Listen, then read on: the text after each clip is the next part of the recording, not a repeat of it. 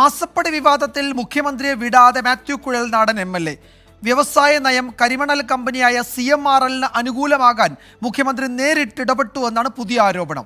മുഖ്യമന്ത്രി ചെയ്തു കൊടുത്ത സേവനങ്ങൾക്കുള്ള പ്രത്യുപകാരമാണ് വീണ വിജയന്റെ എക്സാലോജിക്കിന് CMRL നൽകിയ മാസപ്പടിയെന്ന് മാത്യു കുഴൽനാടൻ. CMRLന് കരാർ ലഭിക്കാൻ മുഖ്യമന്ത്രി ഇടപെട്ടതിന് തെളിവായി ചില രേഖകളും മാത്യു പുറത്തുവിട്ടു. നിയമസഭയിൽ വിഷയം ഉന്നയിക്കാൻ അനുവദിക്കാതെ സ്പീക്കർ മുഖ്യമന്ത്രിക്ക് പരിചയം ഒരുക്കിയെന്നും MLA വിമർശിച്ചു. കാണാം ഇന്നത്തെ ലീഡ് സ്റ്റോറി.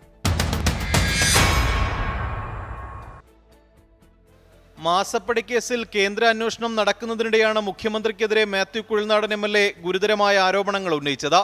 1000 കോടിക്ക് മുകളിൽ മൂല്യമുള്ള കരിമണൽ ഖനനത്തിന് 2004 UDF സർക്കാർ അനുമതി നൽകി. പിന്നാലെ കരാർ പിൻവലിച്ചു. 2004 മുതൽ LDF UDF സർക്കാരുകൾ എടുത്ത സമീപനത്തിന് വിരുദ്ധമായി CMRLന് വേണ്ടി പിണറായി സർക്കാർ വ്യവസായ നയത്തിൽ തിരുത്തൽ വരുത്തിയെന്നാണ് ആരോപണം. മുഖ്യമന്ത്രി ഇടപെടേണ്ട വിഷയമേ അല്ല, അദ്ദേഹത്തിന്റെ വകുപ്പല്ല, അദ്ദേഹവുമായി ബന്ധപ്പെട്ട കാര്യങ്ങളില്ല. ആ വകുപ്പ് എല്ലാ നിലയ്ക്കുമുള്ള കാര്യങ്ങൾ പൂർത്തീകരിച്ച് ആ ലീസ് ടെർമിനേറ്റ് ചെയ്യാൻ നിൽക്കുമ്പോൾ നിങ്ങൾ എന്തിനു വേണ്ടിയാണ് ഈ കുറിപ്പിലൂടെ ഈ സാധനം നിങ്ങളുടെ ടേബിളിലേക്ക് വിളിച്ചത്? കരാർ ലഭിക്കാനായി 2016 ഡിസംബർ മുതൽ വീണയുടെ അക്കൗണ്ടിലേക്ക് CMRL നിന്ന് പണം എത്തി തുടങ്ങിയെന്നും മാത്യു. 20/12/2016 മുതൽ വീണയ്ക്ക് മാസം 5 ലക്ഷം രൂപ CMRL നൽകിയാണ്. 2/3/2017 ആയപ്പോൾ ഈ 5 ലക്ഷം കൂടാതെ എക്സാലോജിക് എന്ന് പറയുന്ന കമ്പനിയിലേക്ക് 3 ലക്ഷം രൂപ വീതം വീണ്ടും CMRL കൊടുത്തുകൊണ്ടിരിക്കുകയാണ്. CMRLന് പാട്ടം അനുവദിച്ച മേഖലകൾ വിജ്ഞാപനം ചെയ്താൽ സർക്കാരിന് ഏറ്റെടുക്കാമെന്ന സുപ്രീം കോടതി വിധി നടപ്പാക്കാതെ ഫയലുകളിൽ നേരിട്ട് പരിശോധന നടത്തി പുനഃപരിശോധിക്കാൻ നിർദ്ദേശിച്ചെന്നും തെളിവുകൾ പുറത്തുവിട്ട മാത്യു പറഞ്ഞു. നിയമസഭയിൽ വിഷയം ഉന്നയിക്കാൻ അനുവദിക്കാത്ത സ്പീക്കർക്കും രൂക്ഷ വിമർശനം. ഒരംഗത്തിന്റെ അവകാശം നിഷേധിക്കുക, ജനാധിപത്യം കശാപ്പ് ചെയ്ത് വീണ്ടും മുഖ്യമന്ത്രിക്ക് പരിചയ തീർക്കുന്നതിന് വേണ്ടി സ്പീക്കർ തന്റെ നിലവിട്ട് പെരുമാറി. ഇപ്പോൾ പുറത്തുവന്നത് തട്ടിപ്പിന്റെ ഒരു ഭാഗം മാത്രമെന്നും ബാക്കി പിന്നാലെ വരുമെന്നുമാണ് മാത്യു കുഴൽനാടന്റെ പ്രതികരണം. 24 തിരുവനന്തപുരം. അതിനിടെ മാത്യു കുഴൽനാടന്റെ ആരോപണം സ്വന്തം മുന്നണിക്ക് നേരെയെന്ന് മന്ത്രി P. രാജീവ്. 2002 UDF കാലത്താണ് ഖനനത്തിന് സ്വകാര്യ കമ്പനിക്ക് അനുമതി നൽകിയത്. കേന്ദ്ര സർക്കാരിന്റെ ഉത്തരവനുസരിച്ച് CMRLന് നൽകാമെന്ന് അന്നു തന്നെ ഉത്തരവിറക്കി. സ്വകാര്യ കമ്പനിക്ക് നൽകാമെന്ന് സുപ്രീം കോടതിയും വിധിച്ചു. മാത്യു കുഴൽനാടൻ ആദ്യം ചോദിക്കേണ്ടത് ഖനനാനുമതി നൽകിയ മുതിർന്ന കോൺഗ്രസ് നേതാവിനോടാണെന്നും മന്ത്രി P. രാജീവ് പറഞ്ഞു. ഇന്ന് യഥാർത്ഥത്തിൽ അദ്ദേഹം ഉണ്ടയുള്ള വെടി തന്നെയാണ് വെച്ചിരിക്കുന്നത്. പക്ഷെ അത് സ്വന്തം മുന്നണിക്കെതിരെയുള്ള ആ പാർട്ടിയുടെ വളരെ പ്രധാനപ്പെട്ട നേതാക്കൾക്കെതിരെയുള്ള ഒരു വെടിയായിട്ടാണ് കാണേണ്ടത്. യഥാർത്ഥത്തിൽ മൈനിങ് ലീസ് കൊടുത്തത് അദ്ദേഹത്തിന്റെ പാർട്ടിയുടെ ഇന്ന് ജീവിച്ചിരിക്കുന്ന ഏറ്റവും ഉന്നതനായ നേതാവ് കേരളത്തിന്റെ മുഖ്യമന്ത്രിയായിരിക്കുമ്പോഴാണ്. മാസപ്പടി വിവാദത്തിൽ പൊതുമേഖലാ സ്ഥാപനമായ KSIDCയുടെ നിശബ്ദത ദുരൂഹമെന്ന് രജിസ്ട്രാർ ഓഫ് കമ്പനീസ്. വിശദീകരണം നൽകണമെന്ന നോട്ടീസ് KSIDC അവഗണിച്ചു.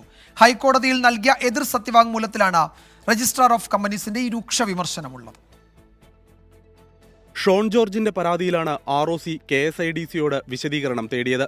എന്നാൽ നിശ്ചിത സമയപരിധിക്കുള്ളിൽ മറുപടി ലഭിച്ചില്ല. ഇക്കാര്യം കോർപ്പറേറ്റ് കാര്യ മന്ത്രാലയത്തെ അറിയിച്ചിരുന്നു. സമയപരിധി കഴിഞ്ഞ ശേഷം KSIDCയുടെ ഇമെയിൽ കിട്ടി. അതിൽ ആരോപണങ്ങൾക്ക് മറുപടി ഉണ്ടായിരുന്നില്ല. സ്വയം പ്രതിരോധിക്കാൻ പോലും KSIDC മെനക്കെട്ടില്ല.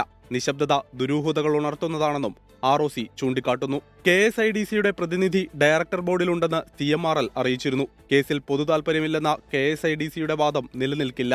CMRL കമ്പനിയിലെ രണ്ടാമത്തെ ഷെയർ ഹോൾഡറാണ് KSIDC. പൊതുമേഖലാ സ്ഥാപനമായതുകൊണ്ട് തന്നെ പൊതുതാൽപര്യമുണ്ട്. ഇക്കാര്യം പരാതിക്കാരനായ ഷോൺ ജോർജ് വ്യക്തമാക്കിയിട്ടുണ്ടെന്നും ROC സത്യവാങ്മൂലത്തിൽ പറയുന്നു. 24 കൊച്ചി. SNC ലാവ്ലിൻ കേസിൽ ആരോപണവുമായി ഷോൺ ജോർജ്. കേസിൽ പിണറായി വിജയന് ക്ലീൻ ചിറ്റ് നൽകിയ ഇൻകം ടാക്സ് ഉദ്യോഗസ്ഥൻ R. മോഹൻ ഇന്ന് മുഖ്യമന്ത്രിയുടെ സ്പെഷ്യൽ ഓഫീസറാണ്. കുറ്റവിമുക്തനാക്കിയതിന് പ്രത്യുപകാരമായാണ് പേഴ്സണൽ സ്റ്റാഫ് നിയമനമെന്നും ഷോൺ ജോർജ് ആരോപിച്ചു.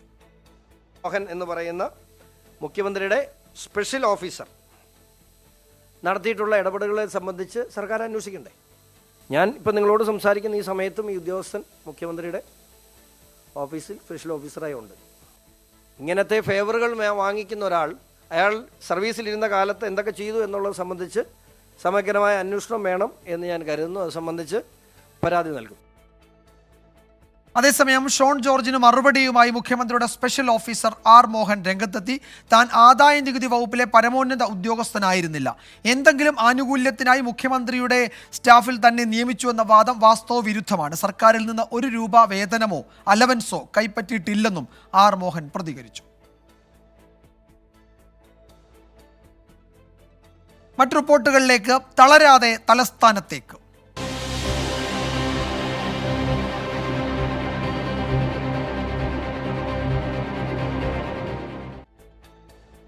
കർഷക സംഘടനകളുടെ ഡൽഹി ചലോ മാർച്ചിനിടെ വ്യാപക സംഘർഷം. പോലീസ് ബാരിക്കേഡുകൾ കർഷകർ നീക്കി.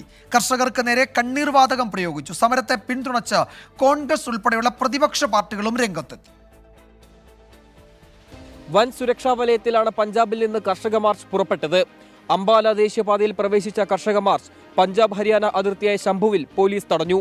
മണിക്കൂറുകളോളം പോലീസും കർഷകരും തെരുവിൽ ഏറ്റുമുട്ടി. പോലീസിന്റെ ബാരിക്കേഡുകൾ നീക്കിയ കർഷകർക്ക് നേരെ കണ്ണീർവാതകം പ്രയോഗിച്ചു. ഹരിയാനയിലെ കുരുക്ഷേത്രയിലും പോലീസിന്റെ ബാരിക്കേഡുകൾ കർഷകർ നീക്കിയത് സംഘർഷങ്ങൾക്ക് വഴിയൊരുക്കി.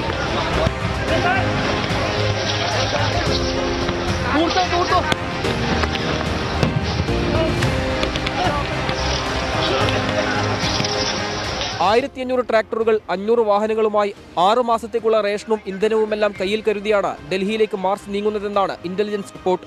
ഡൽഹിയിലും ഹരിയാനയിലെ 7 ജില്ലകളിലും നിരോധനാജ്ഞ പ്രഖ്യാപിച്ചു. വിളകൾക്ക് മിനിമം താങ്ങുവില, ലഖിംപൂരിൽ കൊല്ലപ്പെട്ട കർഷകർക്ക് നീതി ഉറപ്പാക്കുക തുടങ്ങിയ ആവശ്യങ്ങൾ ഉന്നയിച്ചാണ് മാർച്ച്. ആവശ്യങ്ങൾ അംഗീകരിക്കും വരെ സമരം തുടരുമെന്ന് കർഷക സംഘടനകൾ നിലപാടെടുത്തു. അതിനിടെ മിനിമം താങ്ങുവിലയിൽ വീണ്ടും ചർച്ചയ്ക്ക് തയ്യാറാണെന്ന് കേന്ദ്ര സർക്കാർ വ്യക്തമാക്കി. മാർച്ചിൽ പ്രശ്നമുണ്ടാക്കാൻ സർക്കാർ ശ്രമിച്ചാൽ പിന്തുണയുമായി തങ്ങളുള്ളത് ഓർക്കണമെന്ന് രാകേഷ് ടിക്കായത്ത് കേന്ദ്ര സർക്കാരിന് മുന്നറിയിപ്പ് നൽകി. കർഷകർക്ക് ഹരിയാനയിലൂടെ കടന്നുപോകാൻ അവകാശമുണ്ടെന്ന് പഞ്ചാബ് ഹരിയാന ഹൈക്കോടതി വ്യക്തമാക്കി. സ്വാമിനാഥൻ കമ്മീഷൻ ശുപാർശ നടപ്പാക്കുമെന്ന് കർഷകർക്ക് പിന്തുണയുമായി രംഗത്തെത്തിയ രാഹുൽ ഗാന്ധി ഉറപ്പ് നൽകി. ഐതിഹാസികമായ ആദ്യ കർഷക സമരത്തിന് സമാനമായ കാഴ്ചകൾ തന്നെയാണ് ഡൽഹി അതിർത്തികളിൽ. കോൺക്രീറ്റ് ബാരിക്കേഡുകൾ ഉയർത്തി മുള്ളുവേലികൾ സ്ഥാപിച്ചുമാണ് സമരത്തെ പ്രതിരോധിക്കാനുള്ള ഡൽഹി പോലീസിന്റെ നീക്കം. സിംഗു അതിർത്തിയിൽ നിന്ന് ആശിഷ് മട്ടുവിനൊപ്പം നിതിൻ അംബുജൻ, 24.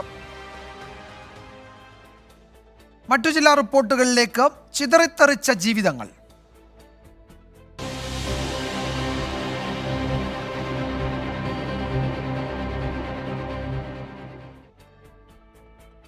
തൃപ്പൂണിത്തുറ ചൂരക്കാട്ടെ പടക്ക സംഭരണശാലയിലെ സ്ഫോടനത്തിൽ മജിസ്റ്റീരിയൽ അന്വേഷണം പ്രഖ്യാപിച്ച് ജില്ലാ കളക്ടർ. സബ് കളക്ടർ കെ മീരയ്ക്കാണ് അന്വേഷണ ചുമതല. വെടിമരുന്ന് സൂക്ഷിച്ചത് നിയമവിരുദ്ധമായി ആണ് എന്ന് ഫയർഫോഴ്സ് കണ്ടെത്തി. റിപ്പോർട്ട് മുഖ്യമന്ത്രിക്ക് കൈമാറി. കേസിൽ പിടിയിലായ 4 പ്രതികളെ റിമാൻഡ് ചെയ്തു. സ്ഫോടനത്തെ തുടർന്നുണ്ടായ ആഘാതത്തിന്റെ ഞെട്ടിക്കുന്ന CCTV ദൃശ്യം ഇന്ന് പുറത്തുവന്നു.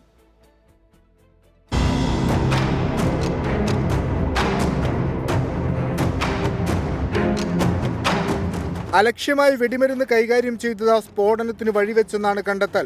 എക്സ്പ്ലോസീവ് ആക്ട് പ്രകാരം കുറ്റക്കാർക്കെതിരെ നടപടി കർശനമാക്കണമെന്നും ഫയർഫോഴ്സ് ശുപാർശ ചെയ്തു. പൊട്ടിത്തെറിയുടെ കാരണം തേടി വിദഗ്ധ സംഘം സംഭവസ്ഥലത്ത് പരിശോധന നടത്തും.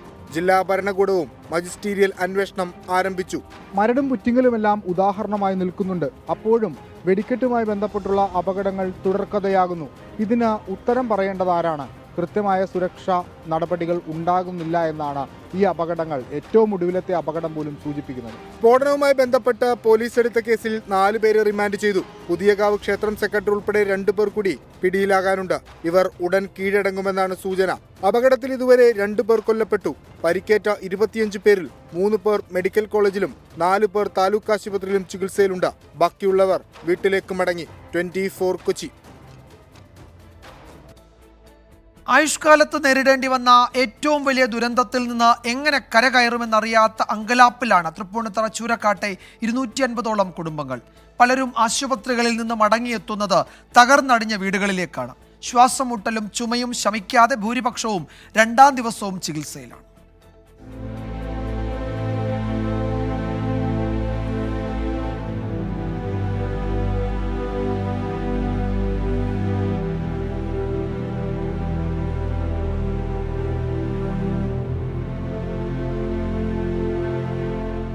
ഇതാണ് ദുരന്ത ബാക്കി. ഈ ജനലുകളിനി അടയ്ക്കാനാവില്ല. ഈ വാതിലുകളും. മഴയും വെയിലും തടയാൻ മേൽക്കൂര പോയവരും നിരവധി. കണ്ടുനിൽക്കെ ഭിത്തിയും മേൽക്കൂരയും ഇപ്പോഴും പൊളിഞ്ഞു വീഴുന്നുണ്ട്. ഉള്ളതൊക്കെ സ്വരുക്കൂട്ടിയും വായ്പയെടുത്തുമുണ്ടാക്കിയ വീടുകളാണ്.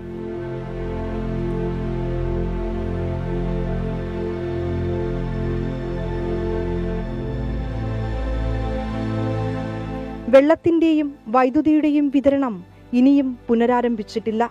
നിലയ്ക്കാത്ത ചുമയും ശ്വാസം മുട്ടലുമായി പലരും ഇപ്പോഴും ആശുപത്രികളിലാണ്. പക്ഷെ നമുക്കുണ്ടാവുമ്പോഴാണ് നമുക്ക് എന്റെ വേദന അറിയുന്നത്. 20 വീടിന് അപകടം പറ്റിയുള്ളൂ എന്ന് പറഞ്ഞ് വളരെ ചെറുതായിട്ട് പറഞ്ഞു. ഇവിടെ ഇന്നത്തെ പേപ്പറിൽ കൊടുത്തിട്ടുണ്ട് 200-ന് മുകളിൽ വീടുകൾക്ക് അപകടം പറ്റിയിട്ടുണ്ടെന്നുള്ളത്. അപ്പോൾ ഒരു 500 മീറ്ററിന്റെ ഉള്ളിലുള്ള എല്ലാ വീടുകൾക്കും എല്ലാ ബിൽഡിങ്ങുകൾക്കും അപകടം പറ്റിയിട്ടുണ്ട്. ഉത്സവത്തിന്റെ ആവേശം ഒരൊറ്റ നിമിഷം കൊണ്ടാണ് കണ്ണുനീരായി മാറിയത്. ഡ്രൈവറും ഒക്കെ നിന്നൊരു അരമണിക്കൂറോളം കഴിഞ്ഞ് 10-10:15 ആകുമ്പോഴാണ് ഈ സ്ഫോടനം നടക്കുന്നത്. പുറത്ത് രണ്ടുപേര് ടെറിച്ച് തീരുമ്പോൾ ഈ മതിലിന്റെ പറ്റക്കൊന്ന് ഒരു വയസ്സായ ആള് ചോര കുളിച്ചിരിപ്പുണ്ടായിരുന്നു. ഒരുത്തൻ എണീറ്റിട്ട് ഞാൻ മരിക്കേ എന്നും പറഞ്ഞിട്ട് കിടന്ന് അലറി വിളിക്കണേ. പരുക്കേറ്റ ഓമനാമ്മയും കുടുംബവും ഒരൽപ്പം ആശ്വാസത്തിന്റെ വാക്കുകൾ കൂടി പറയുകയാണ്. ആ ഗേറ്റിന്റെ ഓപ്പോസിറ്റ് റോട്ടിൽ തന്നെ എത്തുമ്പോഴാണ് അപ്പുറത്ത് ഈ പൊട്ടൽ കേൾക്കലും മറിഞ്ഞു വീഴലും. നീ ആകെ 1 മിനിറ്റ് കൊണ്ടല്ല കഴിഞ്ഞു. ഇവിടെ കത്ത് പിടിച്ച് ഇങ്ങനെ ചുരുട്ടിപ്പിടിച്ച് പോളിസ്റ്ററായിരുന്നു. ചുരുട്ടിപ്പിടിച്ച കാരണം ഇവിടെ ഇത്ര മാത്രം കുറച്ചേ പൊള്ളിയിട്ടുള്ളൂ. സന്നദ്ധ സംഘടനകളുടെ സഹായത്തോടെയാണ് അവശിഷ്ടങ്ങൾ മാറ്റുന്നത്. പക്ഷേ ദുരന്തം ബാക്കി വെച്ച ഈ വീടുകളിലെ ജീവിതം ഇനിയൊരിക്കലും പഴയതുപോലെയാകില്ല. ഒരൊറ്റ നിമിഷം കൊണ്ട് വലിയൊരു ദുരന്തത്തിന് സാക്ഷികളായവർ. വീടുകളൊന്നും വാസയോഗ്യമല്ല. ഈ കാണുന്നതാണ് പലരുടെയും വീടുകളുടെ അവസ്ഥ. സർക്കാർ അടിയന്തരമായി നഷ്ടപരിഹാര തുക നൽകണമെന്നത് തന്നെയാണ് ആവശ്യം. തൃപ്പൂണിത്തുറയിലെ അപകടം നടന്ന സ്ഥലത്ത് നിന്ന് ക്യാമറാമാൻ രാഹുൽ VS-നൊപ്പം വിനീത VG 24. മറ്റൊരു പ്രധാന റിപ്പോർട്ടിലേക്ക്. ഫലം കാണാതെ കാട്ടാന ദൗത്യം.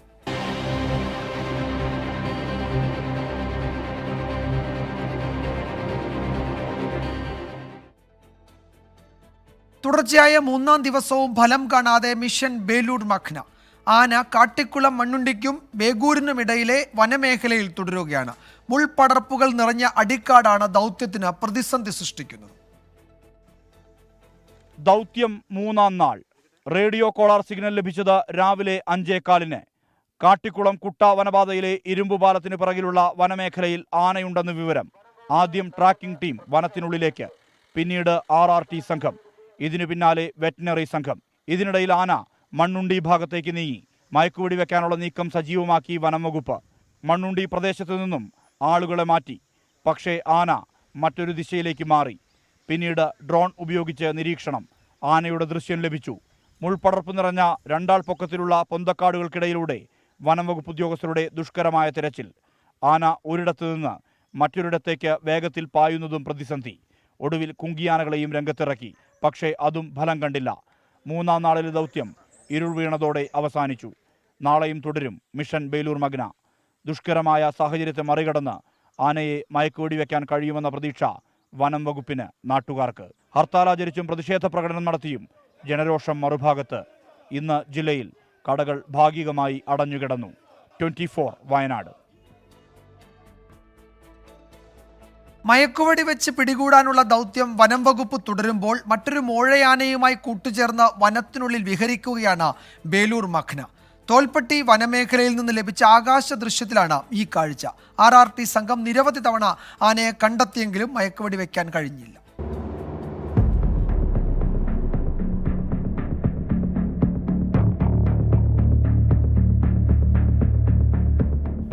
റേഡിയോ കോളർ സിഗ്നൽ അനുസരിച്ച് ഡ്രോൺ പറത്തിയതാണ് വനംവകുപ്പ്. ബേലൂർ മഖ്നയ്ക്ക് കൂട്ടായി കണ്ടത് മറ്റൊരു മോഴ. തോൽപ്പെട്ടി വന്യജീവി സങ്കേതത്തിലെ ബേഗൂരിനും മണ്ണുണ്ടിക്കുമിടയിൽ വിഹരിക്കുകയാണ് 2 ആനകളും. വനംവകുപ്പ് ഉദ്യോഗസ്ഥർ പലതവണ ആനകളെ നേരിൽ കണ്ടു. പിന്നീട് ബേലൂർ മഖ്നയെ ഒറ്റയ്ക്കും കണ്ടു. രാവിലെ 11:30-ക്കും വൈകിട്ട് 4:30-ക്കും മയക്കുവെടി വെക്കാൻ ശ്രമം നടത്തി. ഇടതൂർന്ന അടിക്കാട് തടസ്സമായി. കുങ്കിയാനകളെ ഉപയോഗിച്ച് ബേലൂർ മഖ്നയെ വളയാൻ ശ്രമിച്ചു. മണം കിട്ടുമ്പോഴേക്കും ആന ഓട്ടം തുടങ്ങും. ഇത് ദൗത്യത്തെ ബാധിച്ചു. കൊലയാളി ആനയ്ക്കൊപ്പം കൂട്ടുചേർന്ന മോഴ തോൽപ്പെട്ടിയിലെ വനപാതകളിൽ സ്ഥിരം സാന്നിധ്യമാണെന്ന് വനം വകുപ്പ് സ്ഥിരീകരിക്കുന്നു. ദൗത്യം നാളെ തുടരുമ്പോൾ ഈ മോഴയെ ബേലൂർ മഖ്നയിൽ നിന്ന് അകറ്റി മയക്കുവെടി വയ്ക്കുക എന്നത് മറ്റൊരു പ്രതിസന്ധി. കുങ്കിയാനകളെ ഉപയോഗിച്ചാകും ഇതിനുള്ള ശ്രമം നടത്തുക. സുർജിത് അയ്യപ്പത്ത്, 24 വയനാട്. JEE മെയിൻ 2024 ആദ്യ സെഷൻ സ്കോർ പ്രസിദ്ധീകരിച്ചു. അതുൽ PT ആണ് ഒന്നാമൻ. പാലാ ബ്രില്യൻറ്റ് സ്റ്റഡീസ് സെന്ററിലെ 9 വിദ്യാർത്ഥികളാണ് കേരളത്തിൽ നിന്ന് 99.9% സ്കോർ നേടിയത്. NTA നടത്തിയ 2024 വർഷത്തെ JEE മെയിൻ പരീക്ഷയിൽ പാലാ ബ്രില്യന്റിന് ഇത്തവണയും അഭിമാന നേട്ടം. ആദ്യ സെഷൻ ഫലം വന്നപ്പോൾ തിരുവനന്തപുരം വട്ടിയൂർക്കാവ് സ്വദേശി അതുൽ PT 99.972% സ്കോറോടെ ഒന്നാമനായി. ആലപ്പുഴ സ്വദേശി ദേവാനന്ദ് 99.965 എറണാകുളം ഇടപ്പള്ളി സ്വദേശിയായ സിദ്ധാർത്ഥ് 99.962% സ്കോർ നേടി 2-3 സ്ഥാനങ്ങളിലെത്തി. ഹാഫിസ് റഹ്മാൻ ഇല്ലിക്കോട്ടിൽ, അഖിൽ ജോസഫ്, അമൻ ജയേഷ്, റിച്ചാർഡ് MB, നെവിൽ സിബി, ഏബൽ സൈജു എന്നിവർ 99.9% സ്കോറിന് മുകളിൽ കരസ്ഥമാക്കി. പാലാ ബ്രില്യന്റിലെ 250-ലേറെ വിദ്യാർത്ഥികൾ 99% മുകളിൽ സ്കോർ നേടി. 98% മുകളിൽ സ്കോർ ചെയ്തത് 600ഓളം പേരാണ്. IIT, NIT, IIIT തുടങ്ങി രാജ്യത്തെ മുൻനിര സ്ഥാപനങ്ങളിലെ പ്രവേശനം ഉറപ്പിച്ചിരിക്കുകയാണ് പാലാ ബ്രില്യന്റിലെ മികച്ച വിജയം നേടിയ വിദ്യാർത്ഥികൾ. 24 കോട്ടയം. ഈ റിപ്പോർട്ടോടെ വാർത്താമഴ അവസാനിക്കുന്നു. നാളെ വീണ്ടും കാണാം. Good night.